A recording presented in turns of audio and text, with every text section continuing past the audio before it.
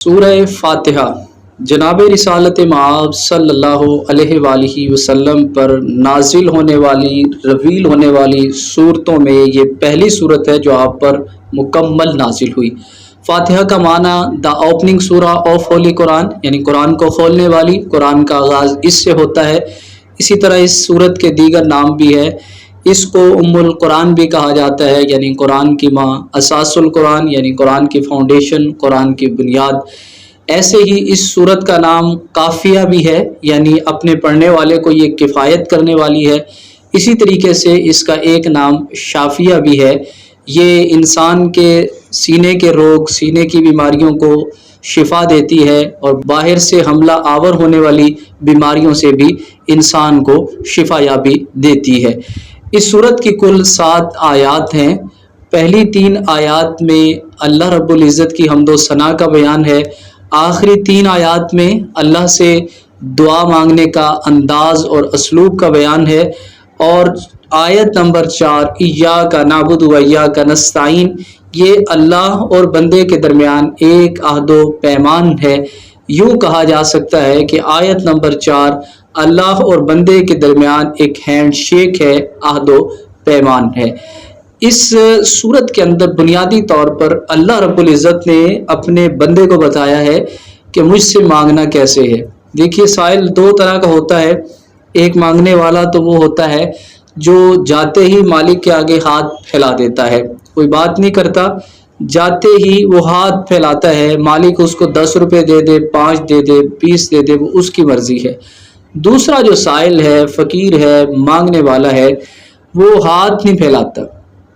वो पहले मालिक की तारीफ़ करता है, उसकी रहम दिली को बयान करता है, उसके मालो मता असबाब का ज़िक्र करता है, फिर अपना ताल्लुक़ उसको बताता है कि मेरा तुझसे ताल्लुक़ क्या है, फिर उसके आगे हाथ फैलाता है। अब बंदा अल्लाह से मांगने के लिए खड़ा हुआ तो पहले उसने नया लिबास पहना, साफ़ सुथरा लिबास। उसके बाद उसने वज़ू किया, चेहरा धोया, बाजू धोए, पाँव धोए और सर का मसहा किया। और फिर वो अल्लाह की बारगाह में अल्लाहु अकबर कहकर हाथ बांधता है।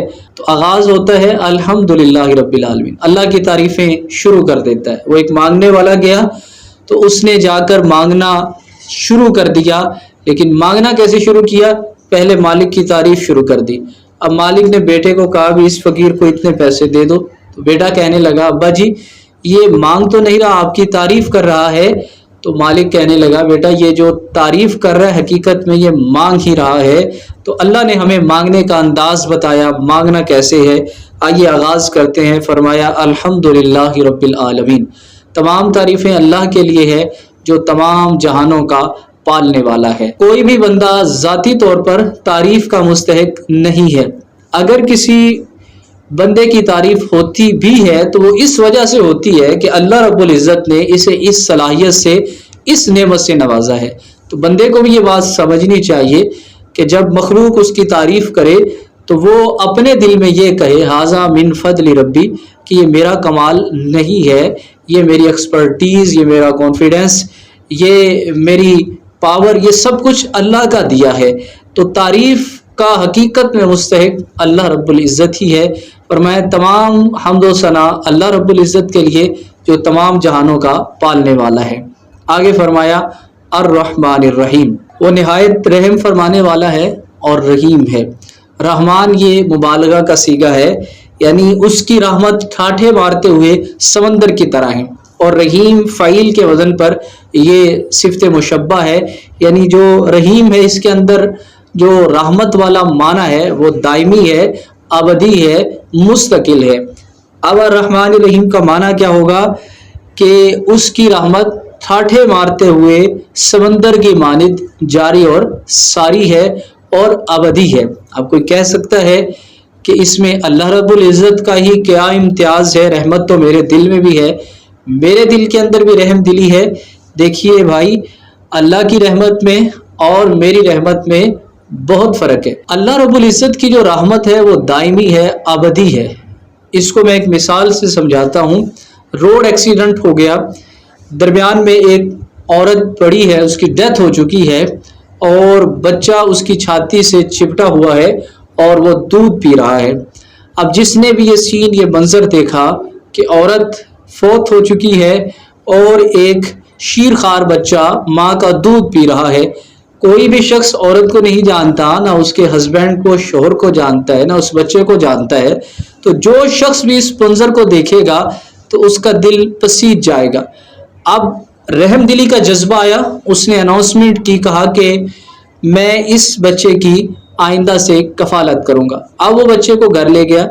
اب چونکہ آخر انسان ہے، چند مہینے اس نے کفالت کی، لیکن پھر اس کا دل بھر گیا کفالت سے کہ میں روزانہ دودھ لے کر آؤں، روزانہ اس کے پیمپر لے کر آؤں، اتنا خرچہ کروں۔ تو اب وہ جو رحم دلی کا جذبہ تھا وہ آہستہ آہستہ مان پڑ گیا۔ اللہ رب العزت الرحمن الرحیم بتانا یہ چاہتا ہے کہ اے میرے بندے، میری جو رحمت ہے وہ ایک تو اس میں جوش ہے، اور دوسرا وہ رحمت دائمی ہے، ابدی ہے، انسان کی رحمت کی طرح نہیں ہے۔ آگے فرمایا مالک یوم الدین، وہ مالک ہے یوم جزا کا۔ بھائی جس سے میں مانگ رہا ہوں وہ کنگال نہیں ہے، وہ مالک بھی ہے۔ دیکھیے یہ پینسل میری ہے، میں اس کا مالک ہوں، میں اس کو جہاں چاہوں رکھوں، چاہے میں اپنی اس کو اس جیب میں ڈالوں، چاہے میں سائڈ والی جیب میں ڈال لوں، چاہے میں اس کو الماری میں رکھ دوں، چاہے میں کتاب میں رکھوں، جہاں چاہوں رکھوں، چونکہ یہ میری ہے۔ اور جو قلم صاحب قلم کے ہاتھ میں آ کے جھک گیا، بک گیا، وہ کامیاب ہو گیا، اور جو اکڑ گیا کہ میں بات کیوں مانوں، تو ظاہر بات ہے کہ وہ ملکیت سے نکل گیا۔ تو جب میں یہ کہوں کہ مالک یوم الدین مالک ہے، تو مجھے اس بات کا اقرار کرنا چاہیے کہ رزق کا بھی وہی مالک ہے، خوشی کا بھی وہی مالک ہے، پریشانی کا بھی وہی مالک ہے، میرے ہر معاملے کا وہی مالک ہے۔ حضرت سیدنا شیخ عبد القادر جیلانی نے اپنی وصیت میں یہ بات اپنے بیٹے کو کہی۔ آج ہم پیر کو تو مانتے ہیں، پیر کی نہیں مانتے، 11ویں کو مانتے ہیں لیکن 11ویں والے کی نہیں مانتے۔ جس طرح قرآن میں حضرت لقمان نے جو وصیت کی تھی وہ قرآن میں نقل کی گئی ہے، میں یہ عرض کرتا ہوں، سپوز کر لیں، فرض کر لیں، اگر قرآن سیدنا شیخ عبد القادر جیلانی کے بعد نازل ہوا ہوتا تو یہ اتنی اہم نصیحتیں ہیں، اللہ رب العزت ان کو قرآن میں درج فرما دیتا، قرآن کا حصہ بنا دیتا۔ وصیت کیا تھی؟ فرمایا اے میرے بیٹے، لا فاعل ولا مؤثر فی الحقیقت الا اللہ، فرمایا اس کائنات میں حقیقت کے اندر ہر چیز کے اندر مؤثر اللہ رب العزت کی ذات ہے۔ جب تک میرا اللہ نہیں چاہے گا کوئی تیرا کچھ بھی نہیں بگاڑ سکتا۔ آج ہمارے ہاں مسئلہ یہ ہے کہ تھوڑا سا رزق میں تنگی آئی تو ہم فوراً ذہن لے جاتے ہیں کہ فلاں نے تعویذ کروا دیے، فلاں نے یہ کروا دیا۔ تو بھائی جب میں اللہ رب العزت کو سورہ فاتحہ میں یہ کہہ رہا ہوں کہ مالک یوم الدین، تو مجھے دل سے بھی اقرار کرنا چاہیے کہ جب تک اللہ نہیں چاہے گا کوئی میرا رزق نہیں بند کر سکتا، جب تک اللہ نہیں چاہے گا کوئی مجھے بیمار نہیں کر سکتا، کوئی مجھے نقصان نہیں دے سکتا۔ آگے فرمایا ایاک نعبد و ایاک نستعین، یہ آیت نمبر 4 ہے۔ پہلی 3 آیات اللہ رب العزت کی حمد و ثنا سے متعلقہ تھی۔ آیت نمبر 4 میں ایک عہد و پیمان ہے کہ اللہ ہم تیری ہی عبادت کرتے ہیں اور تجھ ہی سے مدد چاہتے ہیں۔ زندگی آمد برائے بندگی، زندگی بے بندگی شرمندگی۔ اگر بندہ مومن نماز میں یہ کہتا ہے ایاک نعبد و ایاک نستعین، اور پھر وہ امریکہ سے ڈرتا ہے، رشیا سے ڈرتا ہے، سپر پاور ان زمین پر رہنے والے باشندوں کو سمجھتا ہے، تو اس کا مطلب یہ ہے کہ اس نے ایاک نعبد و ایاک نستعین کو سمجھا ہی نہیں ہے۔